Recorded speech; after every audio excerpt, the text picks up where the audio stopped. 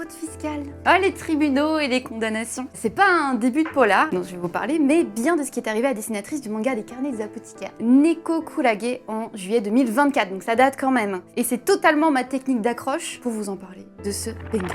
Le 24 juillet 2024, Neko Kurage, de son vrai nom Erika Ikeda, a été condamnée par le tribunal de Fukuoka à 10 mois de prison avec sursis et une amende de 11 millions de yens. Et pourquoi, me dira-t-on? Eh bien, 1,5 million d'euros de revenus non déclarés en 2019 et 2021. Ce qui est possiblement une erreur de sa part, du coup, de ce que j'ai lu. Et c'est une affaire qui a fait du bruit. Du coup, quelles sont les origines des carnets de l'apothicaire, ma chère Pépin? L'origine de l'œuvre vient d'une plateforme d'écriture japonaise appelée Shosetsuka Minaro, devenons écrivain en français. C'est en 2011 que l'auteur Natsu Yuga y publie un web novel qui séduit tout le monde par son univers original. Donc c'est une jeune apothicaire, Mao, fan de poison et un petit peu maso sur les bords, qui se retrouve embarquée dans une intrigue de cour au cœur d'un empire inspiré de la Chine ancienne. Et Yuga construit ses intrigues autour d'énigmes basées sur la médecine traditionnelle chinoise. Moi, ça m'a donné envie d'acheter plein de trucs séchés et de faire des trucs bizarres chez moi.